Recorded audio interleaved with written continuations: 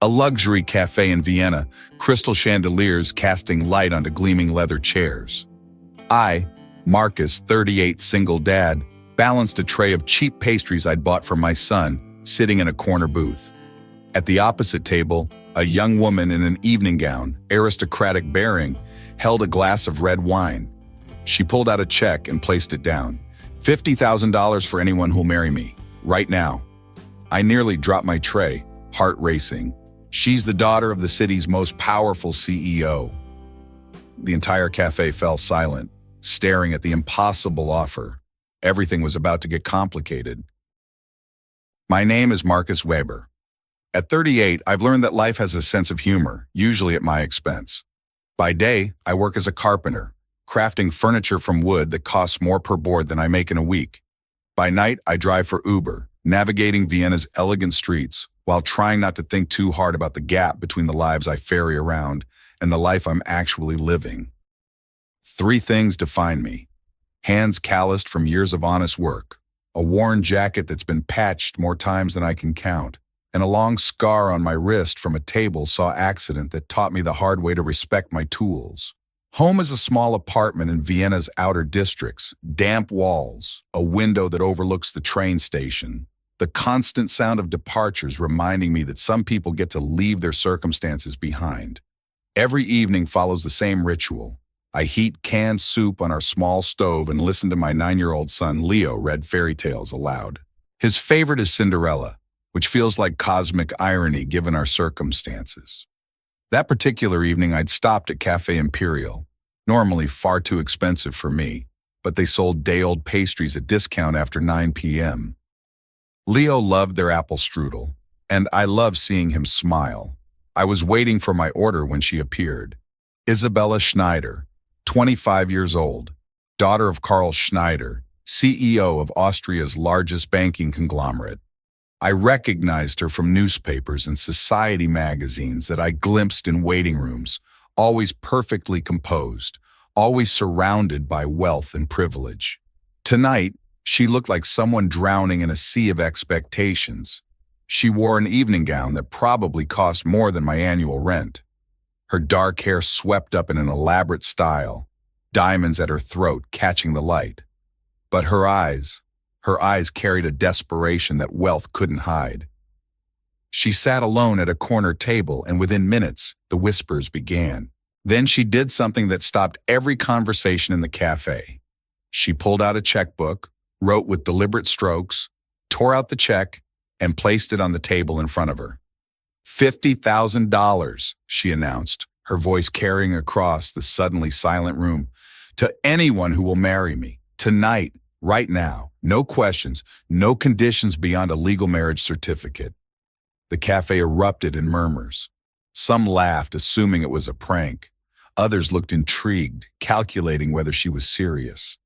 I sat frozen in my corner booth, the tray of discount pastries forgotten in front of me.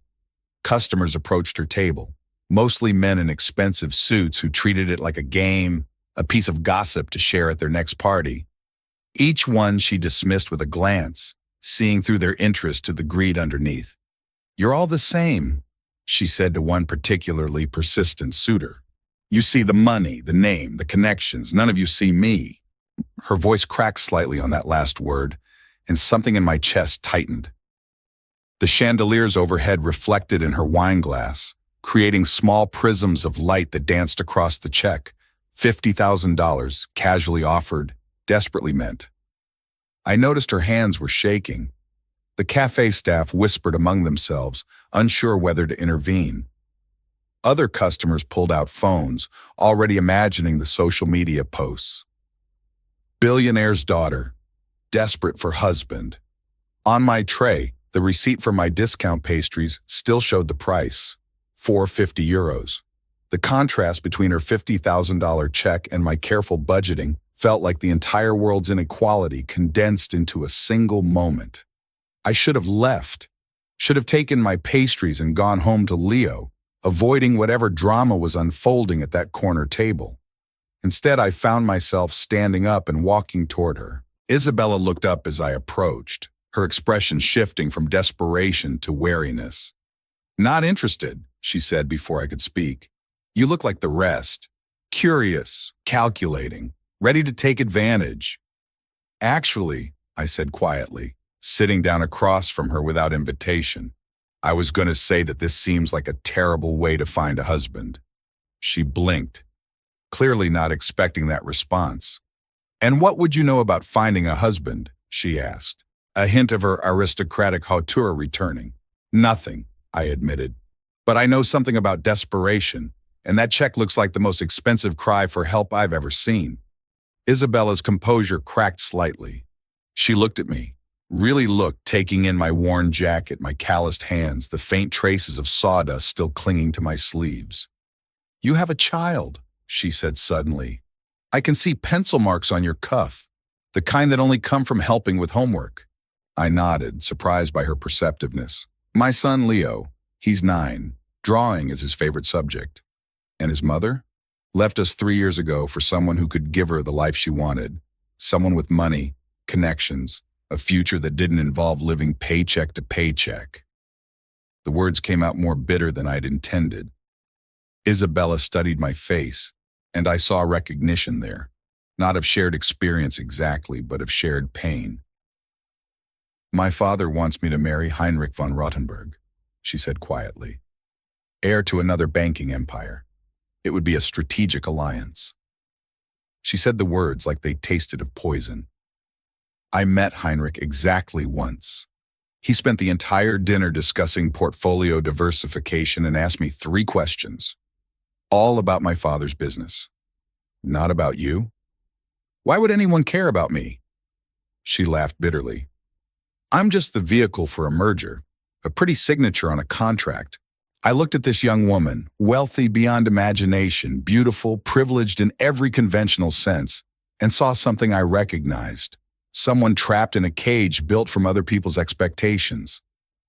What would you do? I asked carefully. If you didn't have to marry Heinrich? If your father's plans didn't matter?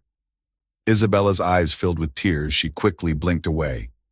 I'd study interior design, create beautiful spaces for normal people, not just show houses for the wealthy. I'd live in a small apartment where I could hear my neighbors through the walls. I'd shop at markets and cook my own meals and maybe someday meet someone who wanted me for me. The longing in her voice was palpable. That life isn't all it's cracked up to be, I said, thinking of my damp apartment and the constant worry about making rent. But it's real, and real has its own value. We sat in silence for a moment, the noise of the cafe returning around us as other customers lost interest in the drama. Why are you talking to me? Isabella asked. You didn't even glance at the check. Because you remind me of Leo when he's scared. That look you had, like you're trapped and don't know how to escape. I couldn't walk away from that. Isabella reached across the table and touched my hand. A brief contact that sent electricity through me. What's your name? She asked. Marcus. Marcus Weber. Well, Marcus Weber, thank you for treating me like a person instead of a bank account. I should have said goodbye then.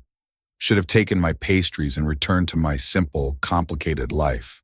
Instead, I heard myself saying, would you like to meet Leo? The next morning, Isabella appeared at my apartment door, wearing jeans and a simple sweater that probably still cost more than my monthly salary, but at least didn't scream wealth. Leo answered the door, his eyes going wide. Dad, there's a princess here. I'm not a princess, Isabella said, kneeling to his level. I'm Isabella. Your dad invited me for breakfast. Leo looked at me, then at Isabella, then shrugged with a 9-year-old acceptance. Okay, but we're having eggs and toast because that's what we always have. I watched nervously as Isabella entered our small kitchen, taking in the mismatched plates, the ancient stove, the window that didn't quite close properly. Can I help cook? She asked. Do you know how? I asked, unable to hide my surprise. I can learn. What followed was possibly the most disastrous breakfast preparation I'd ever witnessed. Isabella cracked eggs onto the counter, burned the first batch of toast, and somehow managed to get flour in her hair, despite us not using any flour. But she laughed through all of it. Real laughter, the kind that came from joy rather than politeness.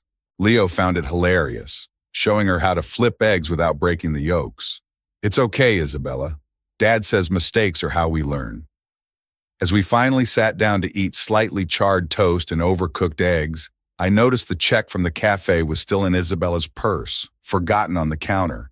$50,000, and she'd rather be here in my cramped kitchen, learning to make breakfast with a 9-year-old boy. On the train station platform visible through our window, a discarded ticket fluttered in the breeze, 240 euros printed on its face. Leo had found it earlier and folded it into a paper airplane. Small prices, simple pleasures, and maybe, just maybe, the beginning of something real. 3 days later, a black Bentley pulled up outside our apartment building. I was in the courtyard with Leo and Isabella, teaching them both how to sand rough edges from a wooden toy box I was making. Carl Schneider stepped out of the car like an emperor surveying conquered territory. He was everything I'd imagined from the newspapers, imposing in his tailored Italian suit, gold Rolex catching the sunlight, carrying a leather portfolio that probably cost more than my car. "Isabella," he said, his voice cold with controlled fury. "Get in the car, now!" Isabella's face went pale, but she didn't move from where she knelt beside Leo. "Father," she said quietly, "how did you find me? Did you really think I wouldn't have people watching you?" He turned his attention to me, his gaze dismissive. "And you are?" "Marcus Weber," I said, standing up and positioning myself slightly in front of Isabella and Leo. "A friend of your daughter's." "A friend?" Carl's laugh was devoid of humor. "My security team gave me a full report. You're a carpenter who drives Uber to make ends meet. You live in a 2-room apartment in the cheap district. You have a son from a failed marriage." He said it all like I was a criminal record being read aloud. "You've summarized my life very efficiently," I said, fighting to keep my voice steady. "Now tell me what that has to do with your daughter's happiness." Carl's eyes narrowed. "Happiness is a luxury for people who can afford it. Isabella has responsibilities, a position to maintain, a marriage to fulfill."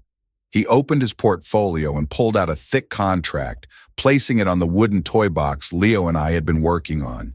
"This is the marriage contract between Isabella and Heinrich von Rutenberg. It's been approved by both families, both legal teams, and both boards of directors. The wedding is in 6 weeks." Isabella stood up, her hands clenched into fists. "I'm not signing that." "You will," Carl said with absolute certainty. "Because if you don't, I'll remove you from the company board, cut off your trust fund, and make sure no respectable institution will hire you. You'll have nothing." "She'll have her freedom," I said, the words coming out before I could stop them. Carl turned his full attention to me, and I understood in that moment why people feared this man. His power wasn't just about money. It was about the absolute conviction that he could bend the world to his will. "Freedom?" he repeated. "You think poverty is freedom? You think struggling to pay rent and worrying about every expense is some noble existence?" "It's honest," I said, "and honest is better than being a transaction." "You know nothing," Carl said coldly. "You're a carpenter, playing at philosophy, because you've romanticized your own failure." The words hit harder than I wanted to admit, because part of me wondered if he was right. Was I just a failed husband, a struggling father, projecting my own limitations onto Isabella's situation? Isabella stepped forward, placing herself between her father and me. "Stop it," she said, her voice stronger than I'd heard it. "Both of you. This isn't about Marcus, and it isn't about you, Father. It's about me and what I want for my life." "What you want?" Carl's voice rose slightly. "You're 25 years old. You don't know what you want. I know I don't want to spend my life as a bargaining chip in your business deals. I know I don't want to marry someone who sees me as a stepping stone. And I know that feeling valued as a person, even by a carpenter in a cheap apartment, is worth more than all your contracts and connections." Carl's face went through several expressions: shock, anger, and finally something that might have been hurt. "I've given you everything," he said quietly. "Everything except the right to choose," Isabella replied. The silence that followed was broken by Leo's small voice. Mr. Schneider, he said, tugging on the man's expensive suit jacket. Are you Isabella's dad? Carl looked down at my son, clearly not accustomed to being interrupted by children. Yes, he said stiffly. Then you should know that Isabella makes really good sandwiches now. She learned from my dad, and she's teaching me about art and design. She's really smart and kind, and I think if you knew her better, you'd see that too. Out of the mouths of children comes a truth that adults spend years trying to articulate. Carl stared at Leo, then at Isabella, then at me. I saw something shift in his expression, not acceptance exactly, but perhaps the first crack in his absolute certainty. 6 weeks, he finally said, picking up his contract. That's how long you have to come to your senses, Isabella.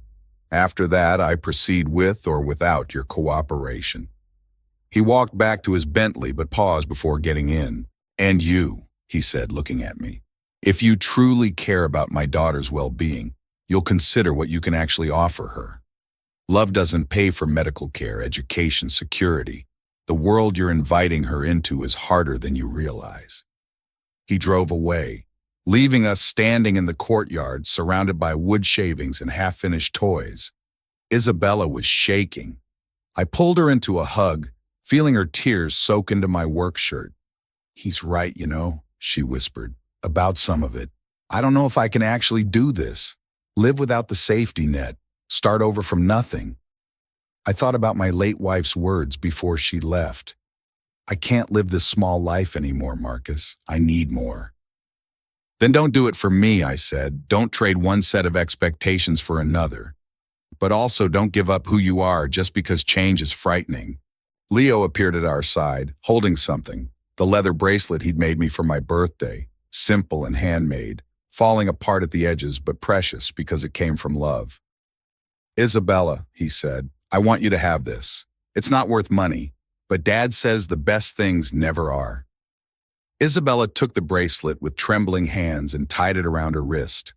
Then she looked at the contract her father had left behind, picked it up and tore it in half. I choose myself, she said, and if that means I choose you too as well, then I'll figure out how to make it work. It wasn't a fairy tale ending. It was better. It was a beginning, honest and real and terrifying in all the best ways. The days following Isabella's declaration were a strange mixture of liberation and terror. She'd meant what she said about choosing herself, but the reality of that choice hit hard and fast. Carl Schneider moved with the efficiency of someone accustomed to getting his way. Within 48 hours, Isabella's credit cards were canceled, her trust fund frozen, and her name removed from every company document. She showed up at my apartment with a single suitcase containing clothes worth more than my car, but no actual money to her name. This is all I have, she said, looking at the suitcase like it was both treasure and burden. Everything else belonged to my father's world. Leo, with the adaptability of children, immediately declared that Isabella could have his room while he slept on the couch. I tried to argue, but Isabella accepted with a grace that made my small apartment feel like a refuge rather than a compromise. What followed was an education for all of us. Isabella had never done laundry, never grocery shopped with a budget, never understood that you couldn't just buy something because you wanted it. I watched her stand in the supermarket, tears in her eyes, trying to calculate if we could afford both cheese and fruit this week. I'm useless, she said one evening after burning our dinner for the 3rd time. I can't cook, can't clean properly, don't know how to do anything practical. You know how to design beautiful spaces, I reminded her, showing her the sketches she'd been making of our apartment, plans for how to make it more functional and lovely without spending money we didn't have. What good is that? She asked bitterly. The answer came from an unexpected source. One of my regular clients, a wealthy widow named Frau Müller, had been commissioning furniture from me for years. When she visited my workshop, a corner of a shared garage space, she noticed Isabella's sketches on the wall. Did you draw these? She asked Isabella. Isabella nodded nervously. They're just ideas, ways to make small spaces more livable. Frau Müller studied the drawings with the intensity of someone who understood quality. "My daughter is setting up a new apartment," she said slowly. "Small space, limited budget. Needs to be functional and beautiful. Could you help her?" Isabella looked at me uncertain. "I've never done this for real. I only studied theory." "Theory is where all practice begins," I said. "And you've been living in a small space for weeks now. You understand it better than any textbook ever taught you." That afternoon, Isabella went with Frau Müller to meet her daughter, taking nothing but her sketchpad and the pencils Leo had given her. She came back 3 hours later, eyes shining with something I hadn't seen since the cafe. "Hope. She hired me," Isabella said breathlessly. €500 to design her apartment and help coordinate the furniture and decorating. She said if it works out, she'll recommend me to her friends. It wasn't $50,000. It was €500 earned through her own skill and effort, and it was worth infinitely more. We celebrated with spaghetti that Leo insisted on cooking himself, slightly overcooked but perfect because we made it together. As spring arrived, our small apartment transformed. Isabella's designs made it feel twice as large. She'd found affordable fabrics at market stalls, taught herself to sew curtains, and convinced me to build floating shelves that displayed Leo's artwork and her growing portfolio of design sketches. On the narrow balcony that overlooked the train station, we planted lavender in recycled containers. The purple flowers thrived despite the limited space, their fragrance transforming our industrial view into something approaching beauty. "You know," Isabella said one evening as we watered the lavender together, "I thought losing everything would break me, but this..." She gestured to our small space, the modest plants, the life we'd built. "This feels like finding something I didn't know I'd lost." Leo, overhearing, asked with characteristic directness, "Are you going to marry my dad?" Both Isabella and I froze. We'd been so focused on survival and rebuilding that we hadn't discussed what we were to each other beyond friends helping friends. "Leo," I started, "that's not... If you're not ready, you can wait," Leo continued with 9-year-old wisdom. "That's what Dad always says. Good things can wait until they're ready." Isabella looked at me over Leo's head, and I saw my own complicated feelings reflected in her eyes. We cared for each other, yes. But was it love? Or was it the intense bond formed by surviving crisis together? "You're right," Isabella told Leo. "Good things can wait." One evening, I found her holding the $50,000 check she'd written at the cafe, now crumpled and stained, but never cashed. "I keep this as a reminder," she said, "of how much I was willing to pay to escape and how little I actually needed to spend." She stood up and walked to the small stove where I was heating soup, a recipe she'd now perfected. "That check was for anyone who would save me," she said quietly. "But I didn't need saving. I needed someone to show me I could save myself." She tore the check into pieces and dropped them into the trash. Outside, the lavender bloomed despite the pollution and noise, proving that beauty could grow anywhere if you gave it enough care. 6 months after the cafe, on a morning that smelled of coffee and lavender, Leo placed a drawing on the kitchen table. 3 stick figures holding hands, standing in front of a building with purple flowers on the balcony. Above them, in his careful handwriting, "Our family." I stood frozen, looking at my son's simple declaration of what we'd become. Isabella emerged from the bedroom, now officially her room, with Leo happily settled on the couch he claimed was more comfortable anyway. She wore jeans and one of my old shirts, her hair in a simple ponytail, looking nothing like the desperate woman in an evening gown who'd offered $50,000 for an escape. She saw the drawing and her breath caught. "Leo," she said softly, "is this how you see us?" He nodded matter-of-factly. "You live here. You eat with us. You help me with homework. Dad says family is who shows up every day, not just who shares blood."